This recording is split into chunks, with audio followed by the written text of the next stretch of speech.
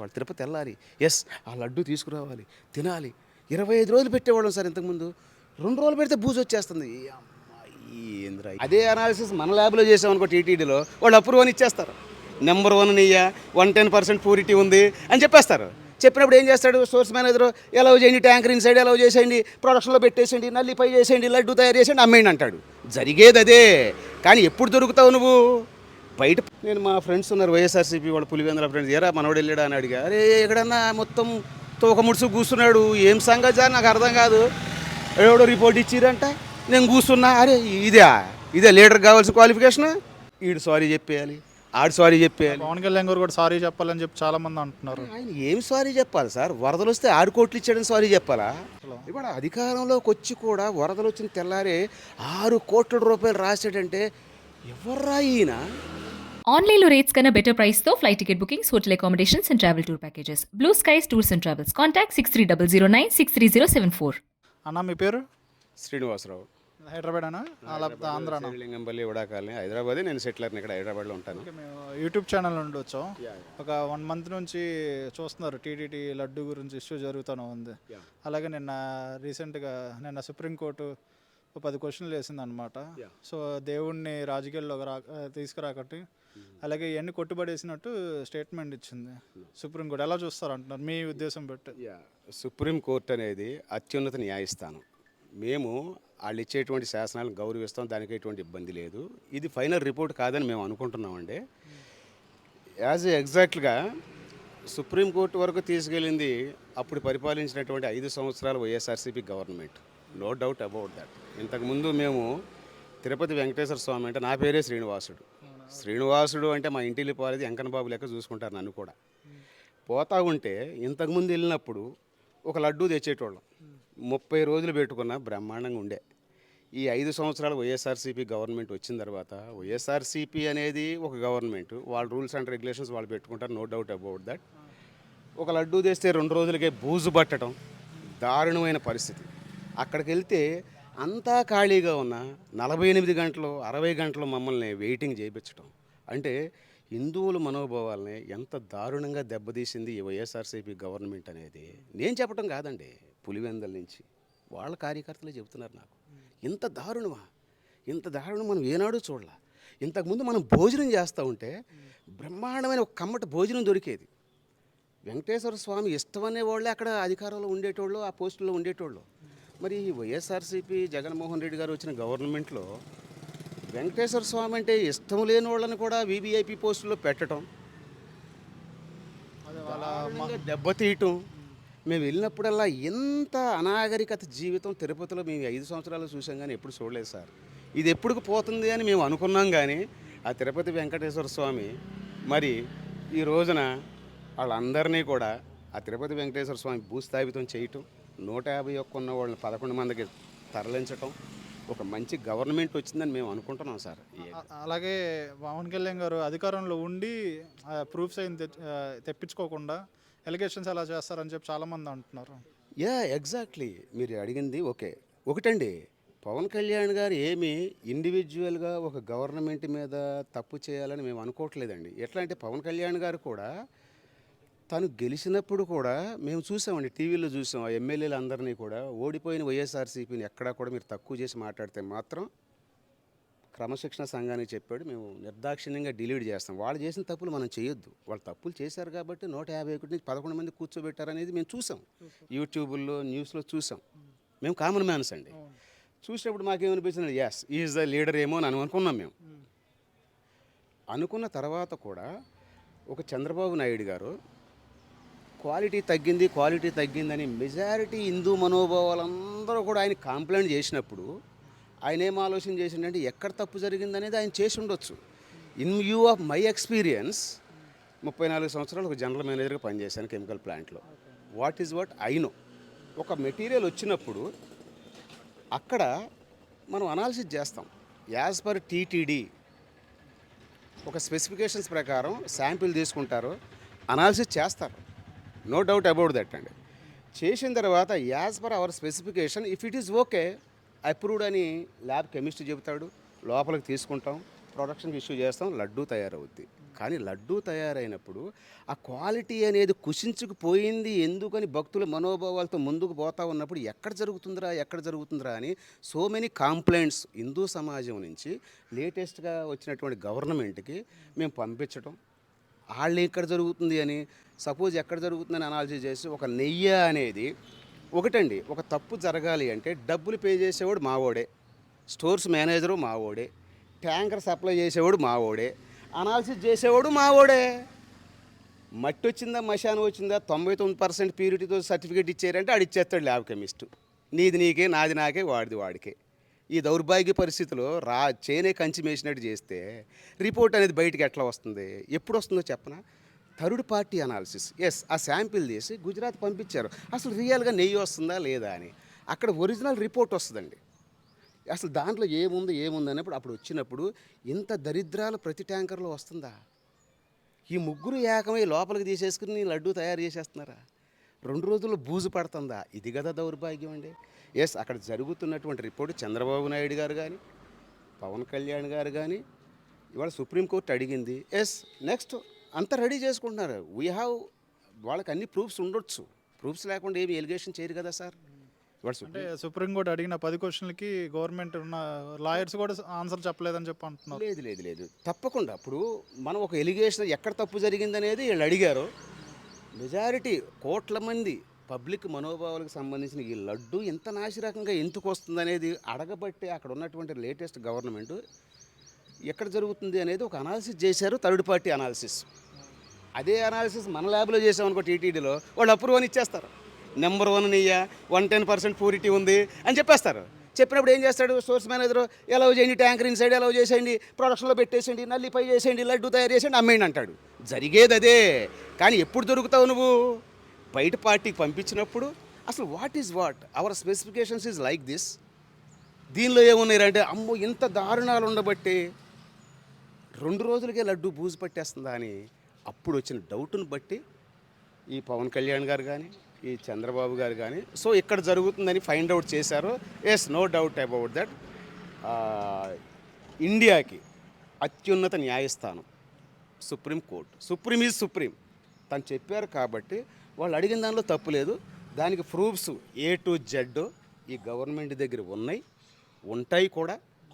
వాళ్ళు రేపు ఎల్లుండి ఎల్లుండిలో 100% వాళ్ళు సబ్మిట్ చేసి అక్కడ తప్పు జరిగింది అనే దానికి 100% వాళ్ళకి కావాల్సిన ప్రూఫ్స్ అని సబ్మిట్ చేస్తారని మేము అనుకుంటున్నామండి. అది ఎప్పుడో ఒక 3 నెలల క్రితం జూన్లో వచ్చినాయి రిపోర్ట్స్. కాకపోతే ఇప్పుడు దాకా బయటికి తీసుకుండా మొన్న ఈ మధ్యన తీసుకొచ్చారని చెప్పి అంటున్నారు. అప్పుడేందుకు తీసుకురాలేదని అడుగుతున్నారు.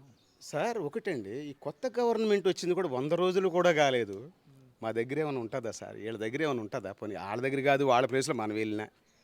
ఇప్పుడు 151 మంది ఎమ్మెల్యేలు ఉన్నటువంటి ఆ వైఎస్ఆర్సీపీ వాళ్ళు మరి ఈ రోజున 11 వరకు వెళ్ళారు అంటే మెజారిటీ పీపుల్ దగ్గర మీరు ఎంత దెబ్బతిన్నారు అనేది దాన్ని ప్రక్షాళన చేసుకోకుండా ఈడు సారీ చెప్పేయాలి, ఆడు సారీ చెప్పేయాలి. పవన్ కళ్యాణ్ గారు కూడా సారీ చెప్పాలని చెప్పి చాలా మంది అంటున్నారు. ఆయన ఏం సారీ చెప్పాలి సార్? వరదలు వస్తే 6 కోట్లు ఇచ్చాడని సారీ చెప్పాలా?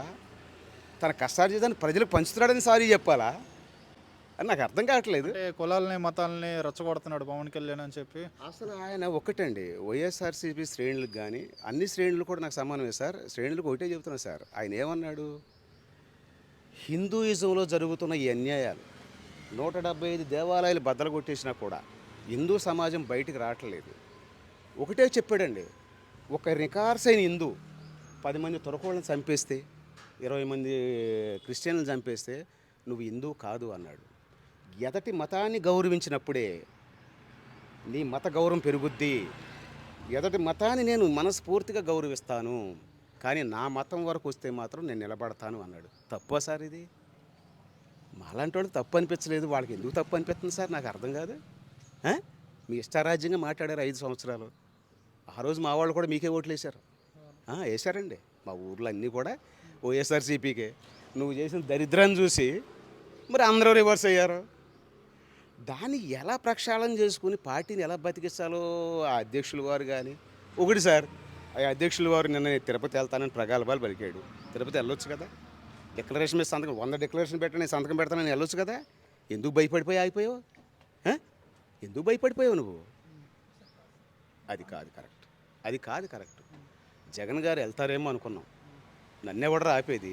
నువ్వు వెళ్ళుంటే నేను మా ఫ్రెండ్స్ ఉన్నారు వైఎస్ఆర్సీపీ వాళ్ళు పులివెందుల ఫ్రెండ్స్, ఏరా మనోడు వెళ్ళాడా అని అడిగా. అరే ఎక్కడన్నా మొత్తం తోక ముడుచు కూర్చున్నాడు, ఏం సంగతి నాకు అర్థం కాదు.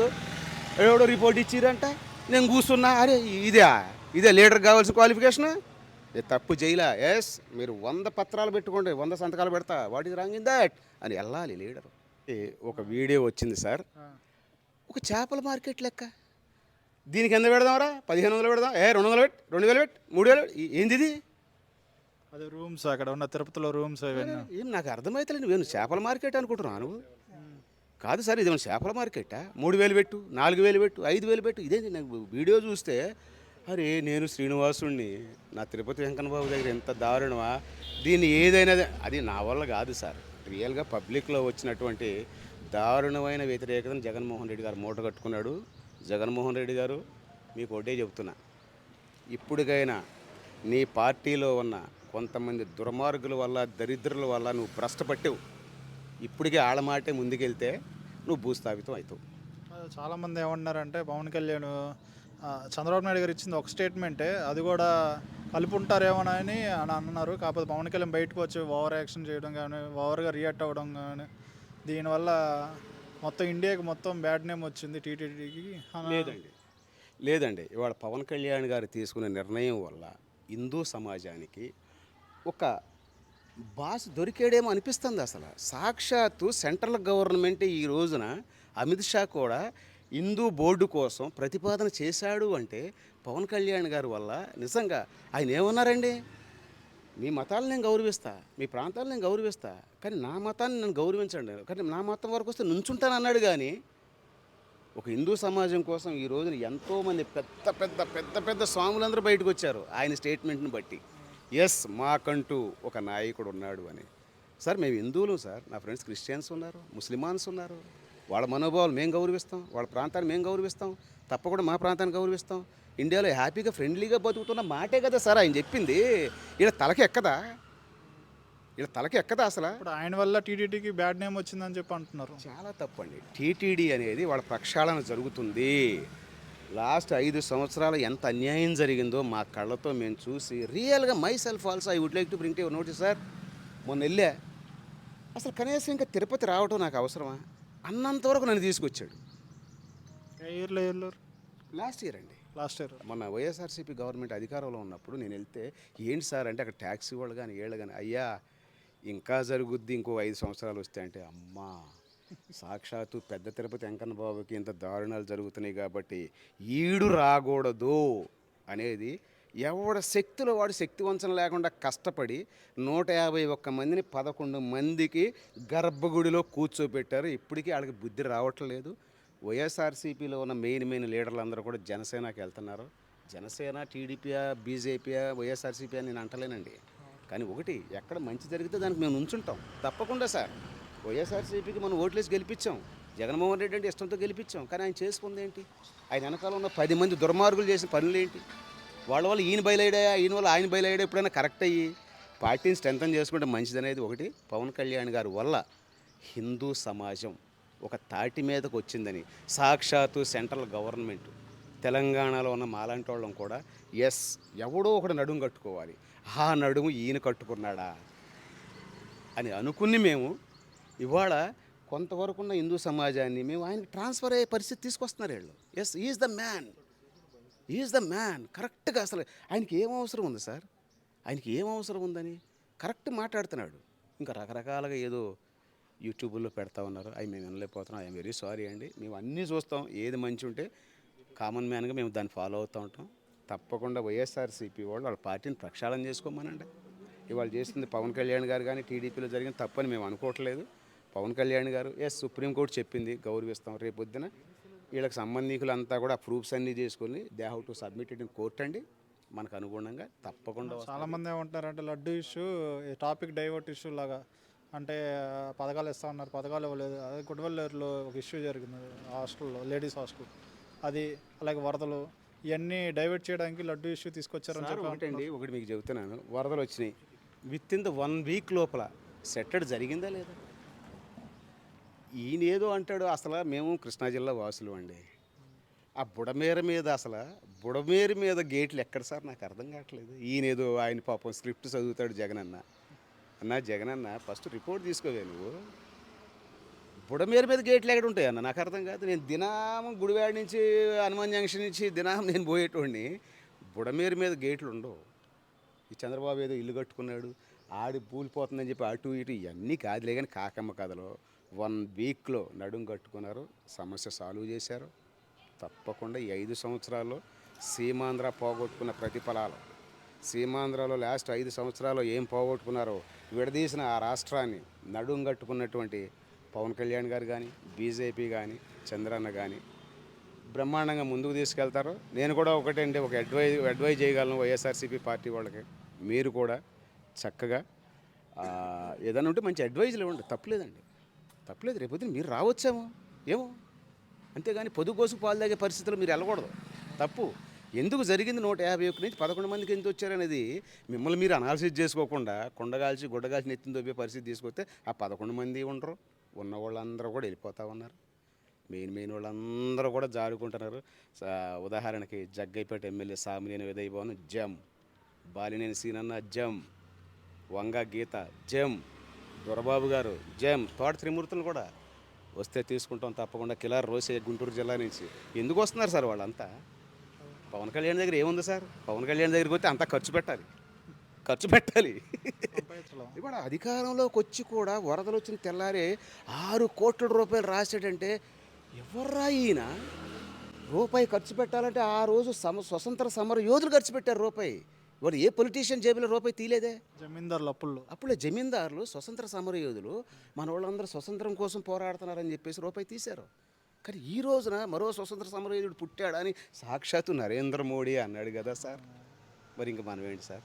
ఉన్నది మాట్లాడుకోవాలి.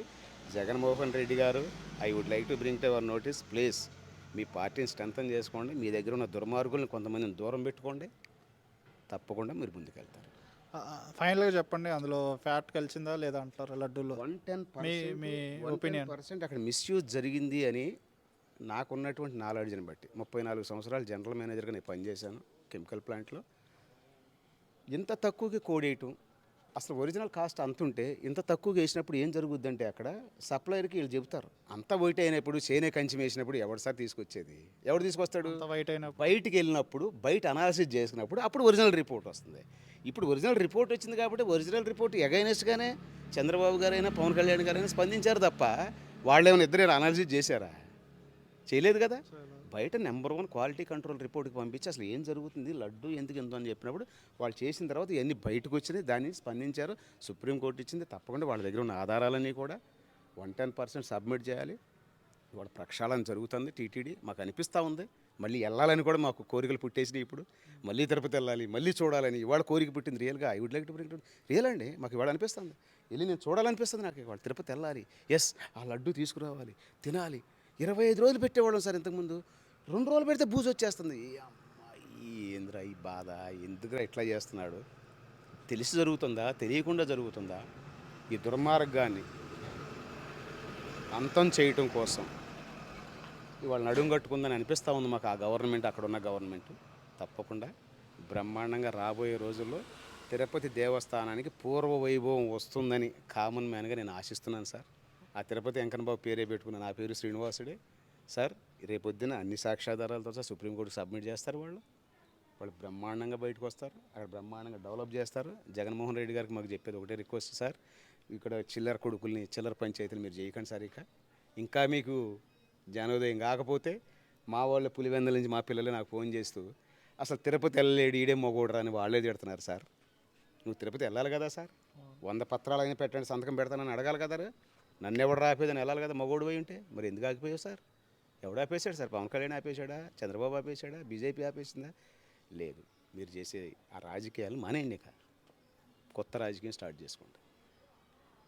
ఓకేనా? Thank you sir. Thank you so much. Please.